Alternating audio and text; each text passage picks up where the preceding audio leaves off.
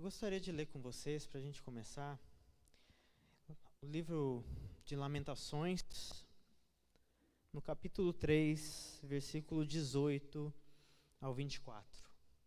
Lamentações, capítulo 3, do versículo 18 ao 24. Amém? Posso ler? Diz assim.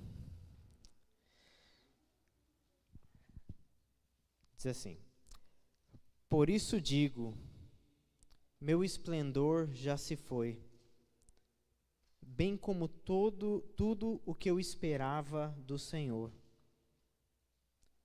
Lembro-me da minha aflição e do meu delírio, da minha amargura e do meu pesar. Lembro-me bem disso tudo, e a minha alma desfalece dentro de mim. Todavia, me lembro também do que pode me dar esperança.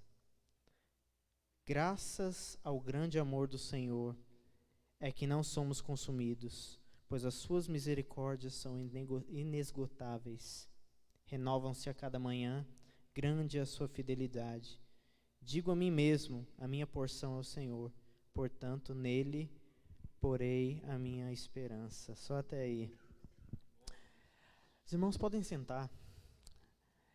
Eu confesso para os irmãos que no ano passado, na minha leitura bíblica, eu procuro sempre estar lendo a Bíblia, então eu termino, volto de novo, às vezes na linha da Bíblia mesmo, às vezes eu dou uma misturada ali, como eu pego um livro aqui e outro aqui, né? No ano passado fui ler Lamentações, e eu confesso para os irmãos que Lamentações é um daqueles livros da Bíblia que eu sempre fiquei meio assim, tipo, será? Nunca entendi muito bem, nunca tive uma compreensão boa do livro. Então, no ano passado, eu falei, não, peraí, deixa eu tentar entender o que está acontecendo aqui. Deixa eu tentar entender esse livro, o que esse livro está falando. Até para tentar achar um ponto ali de identificação, né? Onde esse livro, o que Deus quer falar comigo através desse livro nesse tempo. E estudando ali, eu descobri algumas coisas, mas uma coisa que me chamou muita atenção talvez um pouco sobre o contexto histórico, talvez porque eu gosto bastante de história também. Mas vocês já ouviram falar sobre cultura de vergonha e honra? Já ouviram falar sobre isso? Os povos asiáticos, eles têm, isso faz muito parte da cultura deles, maneira do povo pensar, né? Então, assim, nessas culturas, a comunidade é mais importante do que o indivíduo. Muito obrigado, irmão. Deus abençoe. Então, você vê nesse tipo de cultura, assim, eles não têm esse pensamento individualista, assim, né, de eu preciso ser uma pessoa bem-sucedida, né, eu preciso prosperar na vida. Eles pensam sempre na comunidade, né? A comunidade precisa ser bem-sucedida. E nessas culturas também existe uma ideia de falha que é muito pesada, talvez, para o nosso contexto cultural, para a gente como brasileiro, né?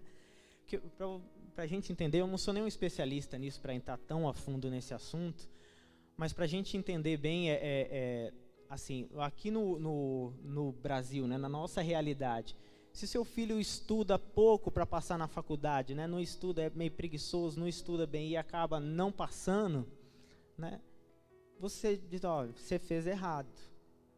Numa cultura asiática, que tem essa cultura de honra e vergonha, se ele não fez o suficiente para passar, ele se tornou algo errado. Essa cultura fala só a respeito da pessoa. Você não fez uma coisa ruim, você se tornou alguém ruim, uma coisa ruim. Então, em culturas, o povo de Israel, ele se identifica com esse tipo de cultura. E em culturas como essa, falha, vergonha é algo muito pesado. E no contexto cultural aqui, no contexto histórico desse livro de Lamentações, o povo de Israel estava indo para o exílio, né? Já tinha ido para o exílio. Então, durante o exílio, o Israel perdeu a guerra, ele teve seu país destruído, foi tirado do lugar onde eles viviam, né? Foram humilhados, tiveram suas mulheres violentadas, crianças mortas, o templo do Senhor foi profanado, utensílios que era da casa de Deus foi levado para a casa de demônios, né? O povo foi levado da sua terra, e lá na terra estrangeira o povo começa a perder a sua cultura, perder sua identidade, até a própria língua do povo foi esquecida. E nesse contexto de vergonha, de sofrimento, nasce esse livro de Lamentações, como um conjunto de poemas de um povo que está debaixo de muita vergonha e sofrimento e dor. E é por isso que quando você lê aqui, você vê palavras tão pesadas como essa que a gente leu no versículo 18.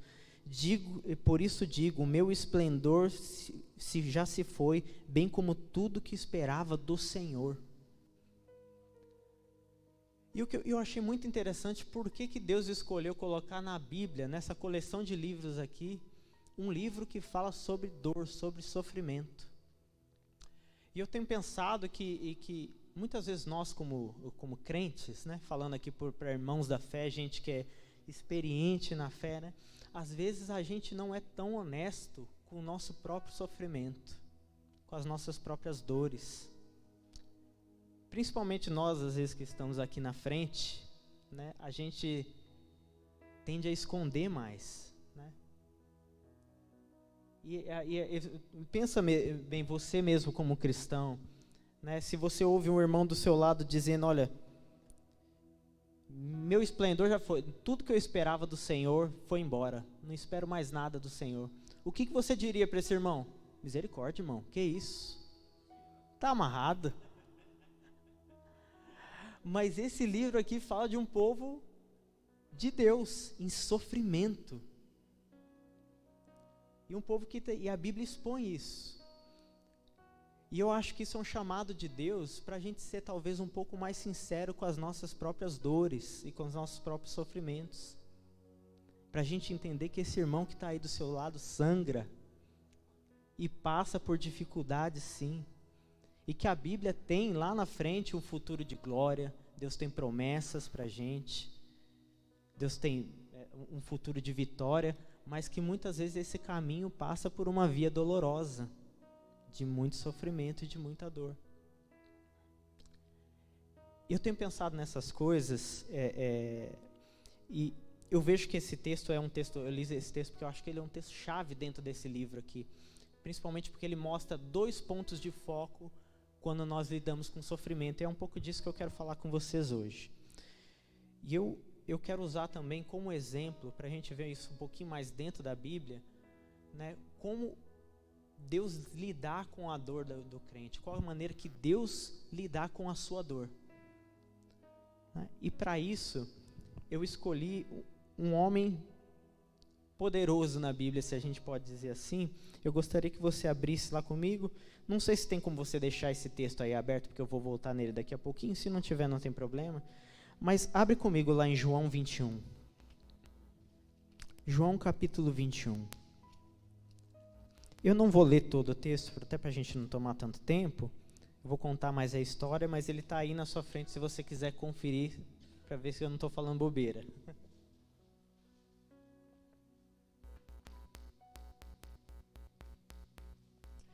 Eu acredito que quando a gente lidar com um momento de aflição, sofrimento, a gente tem 2 maneiras de lidar com a situação. Nós como pessoa, ou nós botamos o foco no que aconteceu, ou nós botamos o foco em quem Deus é. E eu quero mostrar para você um pouquinho sobre o que acontece quando a gente fica remoendo o que aconteceu, né? Aqui nesse texto de Lamentações que a gente leu, a gente vê ele falando, olha, eu me lembro de tudo que aconteceu e a minha alma fica amargurada. Não foi isso que a gente leu em Lamentações 3? Então, o remoer, né, a pessoa quando ela fica remoendo aquela situação, isso gera amargura. E a gente vê aqui no capítulo 21 de João, eu vou começar a ler o que o versículo diz, o que o capítulo diz assim, versículo 1 de capítulo 21 de João. Depois disso, Jesus apareceu novamente aos seus discípulos à margem do rio Tiberíades. Foi assim: estavam juntos Simão Pedro, Tomé, chamado Dídimo, Natanael de Caná da Galileia, os filhos de Zebedeu e 2 outros discípulos. Vou pescar, disse-lhes Pedro. Só até aí por enquanto. Eu acho esse texto maravilhoso, assim, porque mostra Pedro, né? E eu escolhi esse texto, como eu disse, para mostrar o sofrimento, o momento de dor, de dúvida, de angústia de um homem de Deus, né? Eu tenho estudado esses tempos a segunda carta de Pedro, né? E eu fiquei um tempão meditando sobre a introdução da carta, que diz: Simão, Pedro, servo e apóstolo de Jesus Cristo. Fiquei pensando, cara, quanta coisa que tem aqui, né? Simão, um homem que era pescador, né, vindo de uma cidade chamada Betsaida, que Betsaida é uma cidade que faz parte daqueles ais de Jesus, né? Que fala, ai de ti, Betsaida, ai de ti, Corazim, se os milagres que foram feitos em ti, né, tivessem sido feitos lá em Sodoma e Gomorra, há muito tempo eles já teriam se convertido. E essa cidade que não se convertia era a cidade de Pedro. Então esse homem pescador, né, vindo dessa cidade cheia de gente incrédula, ele encontra Jesus. Jesus muda o nome dele, ele se torna um discípulo, começa a andar com Jesus, aprender de Jesus. E daí um dia Jesus vai no monte, ora e volta, e escolhe 12 para serem seus apóstolos, e Pedro está entre um deles. E na caminhada dele com Jesus, Pedro, Tiago e João, sendo coincidência ou não, Paulo chama esses 3, fala que a igreja tinha esses 3 como colunas, né? E sendo coincidência ou não, sempre que tinha alguma coisa extraordinária ali acontecendo, Jesus chamava os 3. Monte da Transfiguração, o quarto em que aquela menina é ressuscitada, né? Talita Cumi, esse episódio. Sempre estão esses 3 juntos. Pedro sempre está nesse movimento. Mas chega um momento em que esse homem de Deus, quando Jesus está sendo julgado, ele nega Jesus. E a fé dele é abalada. Ele vê que Jesus ressuscita.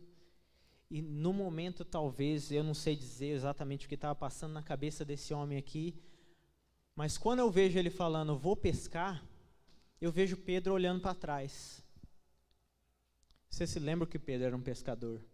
Ele diz, olha, vou pescar. Deixa eu esfriar minha cabeça. E Pedro vai, e aqui eu acho tem um ponto importante que eu até comentei isso uma vez no Palavra da Fonte, que existem uns amigos de Pedro ali, os discípulos que estavam com ele, diz, Pedro, eu vou com você. Pode deixar que eu vou contigo. E eu fico pensando que às vezes, só abrindo um parêntese aqui, nós como cristãos, às vezes a gente peca um pouquinho nisso daqui, vocês não acham? Né, que às vezes quando uma pessoa está confusa na nossa frente, né, e até fala daquele jeito que a gente viu lá em Lamentações, meu Deus, não sei mais se eu tenho fé. A gente é o primeiro às vezes para repreender o irmão, né? Às vezes o irmão não aparece na igreja, a gente é o primeiro a falar, irmão, está faltando demais. Mas é difícil a gente ser a pessoa que fala, vamos lá, vou lá com você, vou lá pescar com você. Vamos andar junto. Né? Você quer pescar? Tudo bem, eu vou contigo.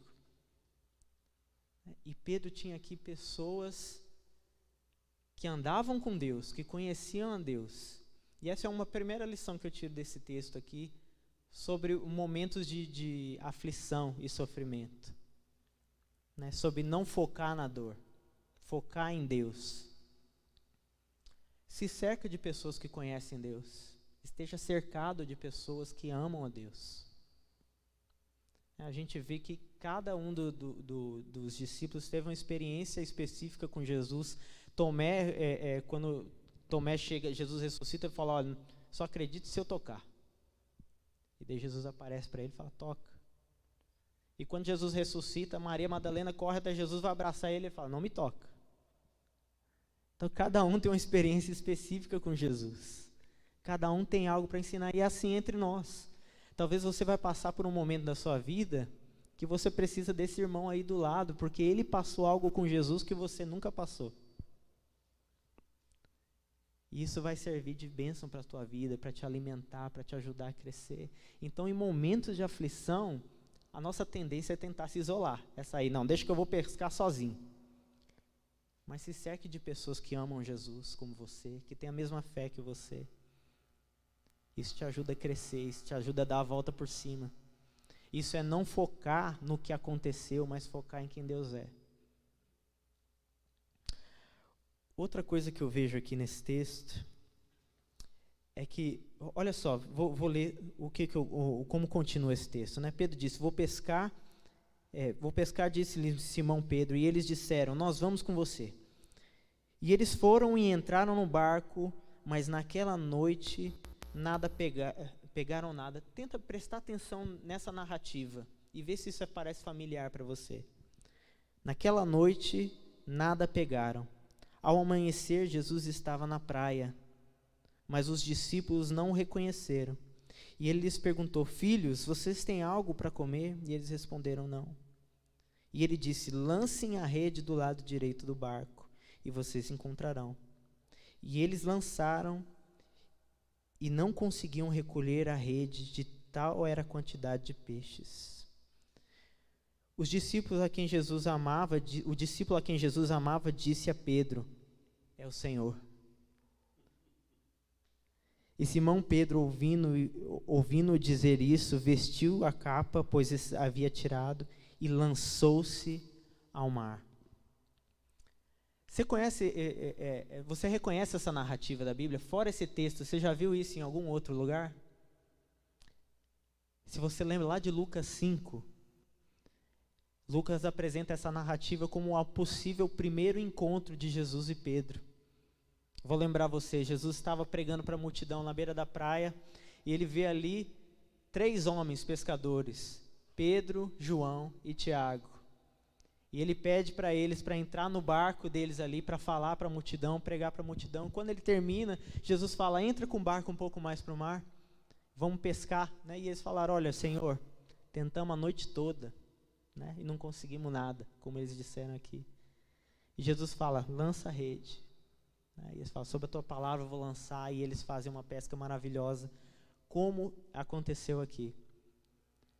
E talvez por isso João, que estava lá naquele dia, também disse, é o Senhor. Ele reconhece Jesus, fala, é Ele. Mas aqui há uma coisa diferente que acontece nesses 2 textos aqui. No primeiro texto, lá em Lucas, quando Pedro veio Jesus fazer isso, Pedro se prostra e diz, se aparta de mim, Senhor, porque eu sou um homem pecador. Se aparta de mim, porque eu sou pecador. Agora, você se lembra que aqui nessa situação, Pedro tinha há pouco negado a Jesus 3 vezes, certo? Tinha deixado Pedro de ser pecador. Mas mesmo assim, nessa situação aqui, Pedro se lança no mar. Porque pouco importa. Eu não estou falando aqui de falta de reverência, né, com Jesus. Mas Pedro precisava falar com Jesus. Ele precisava encontrar Ele. A gente está falando aqui de desespero. Eu preciso ver Ele, eu preciso resolver esse assunto. Meu coração está doendo. Eu preciso ir lá ver Ele. Seja o que for que Ele vai falar comigo, se Ele vai me repreender, não sei, mas eu preciso ver Ele. Essa pelo menos é a minha visão do texto. Então essa é a segunda coisa que eu consigo ver aqui nesse texto. Em momentos de sofrimento, se lança na direção de Jesus. A gente já falou sobre se cercar de pessoas que amam a Jesus. Se lança, você precisa falar com Ele, precisa encontrar Ele. Tenta encontrar dentro de você esse desespero. Seja honesto com a sua dor. Seja honesto com aquilo que você está sentindo e entenda que está nele a cura. Então eu entendo que aqui, nesse texto, Jesus começa a pintar um quadro para Pedro. Vocês veem isso? Jesus começa a lembrar ele lá do dia, lá atrás, onde eles se encontraram possivelmente a primeira vez. Jesus fala, assim como os amigos de Pedro, você quer voltar lá atrás, Pedro? Eu vou com você também. Vamos se encontrar lá atrás. E eu vou te mostrar da onde eu te tirei. Lembra da onde eu te tirei? Lembra o que a gente já viveu junto. Isso é uma outra coisa importante para a gente fazer quando a gente está no momento de dor também. os nossos testemunhos, aquilo que Deus já fez na tua vida. Não é verdade? Porque às vezes você já teve um livramento do Senhor na sua saúde, nas suas finanças, mas esse vento sopra outra vez e a gente tende a vacilar mais uma vez, não é verdade? Não sei se é só comigo, mas comigo acontece muito. E é muito bom que nesses momentos nós lembramos de lá de trás, como o Senhor tem nos trazido até aqui. E Jesus vem pintando esse quadro para Pedro, falando, você quer ir lá atrás? Vamos lá. E mais para frente, Jesus pinta um outro quadro aqui, um pouco mais sério. Versículo 7. O discípulo a quem Jesus amava disse a Pedro, é o Senhor.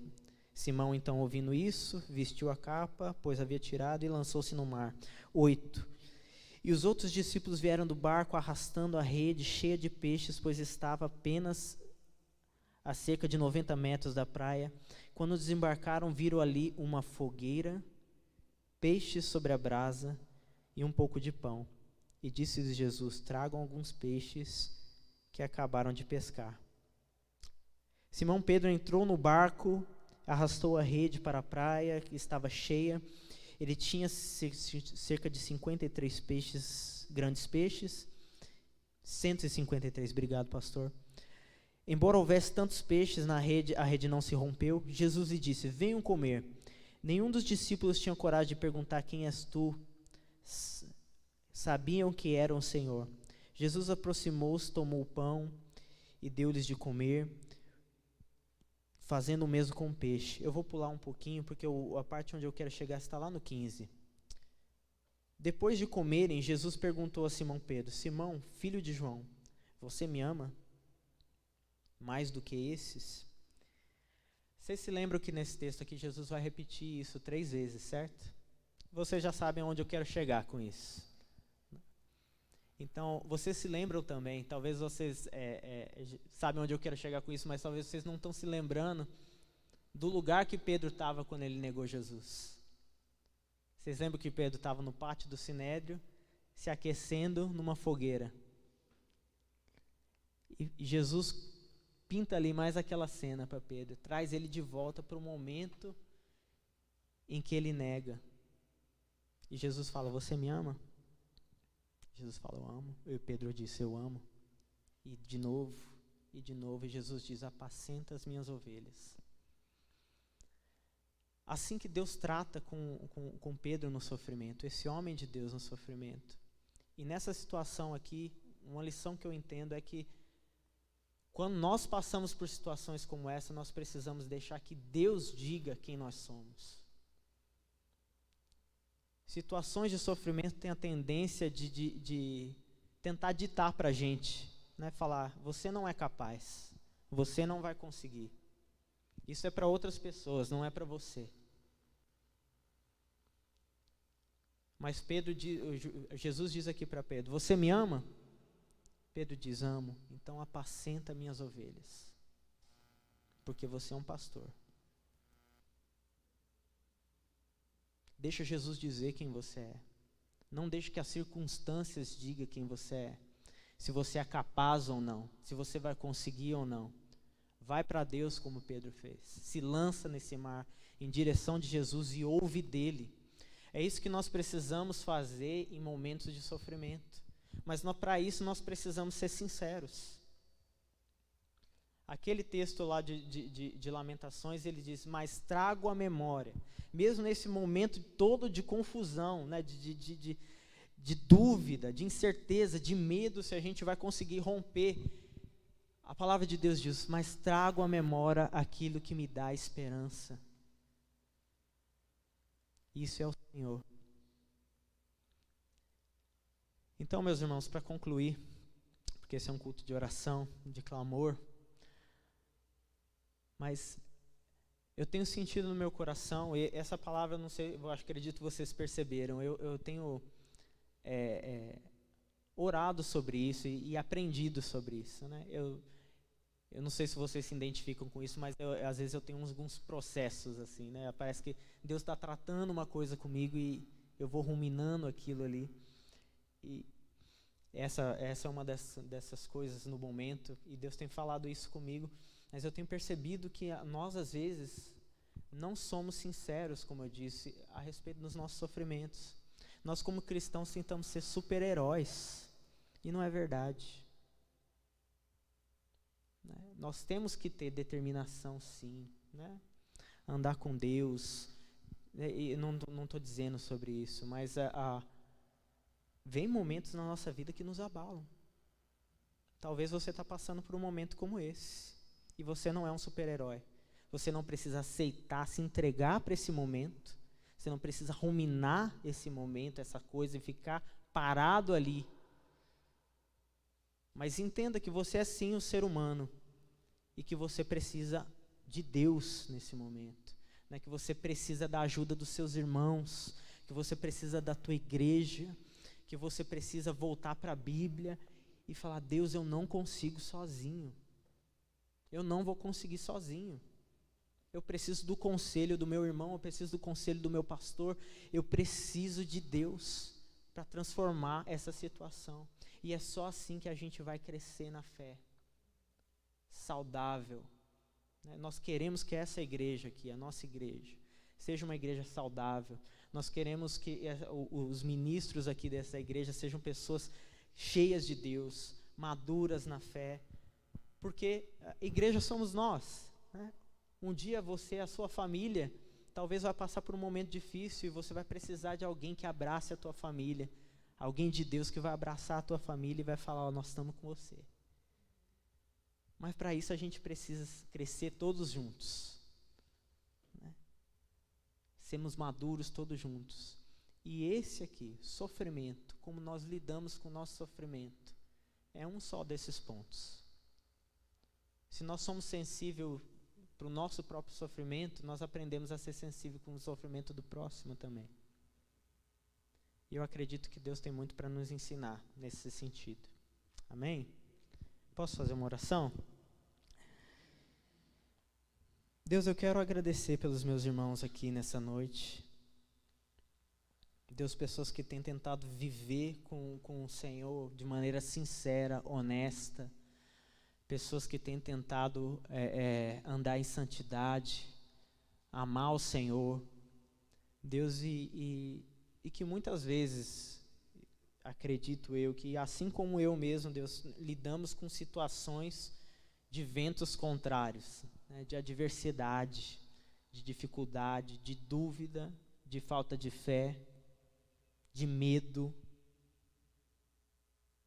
E Deus, nós queremos reconhecer as nossas fraquezas diante do Senhor, né? Reconhecemos que somos humanos, somos homens. Nós temos o Teu Espírito dentro de nós que nos conduz de vitória em vitória, sim. Mas como a gente disse lá no começo, às vezes esse caminho de vitória passa por uma via dolorosa, e nós precisamos da Tua graça para andar por esse caminho. Senhor, nos ajude a ser humildes, nos ajude, Deus, a ter, Deus, a coragem de pedir ajuda quando nós precisamos de ajuda, tanto para o Senhor quanto para o nosso irmão do lado. E que nós sejamos também esse irmão, aqui como Pedro teve, nesse momento dele de dificuldade, né, de dizer: vamos lá, eu vou com você. Quer ir pescar? Eu vou junto. A gente vai junto. E nesse processo a gente vai ver o Senhor junto na praia. Em nome de Jesus. Amém.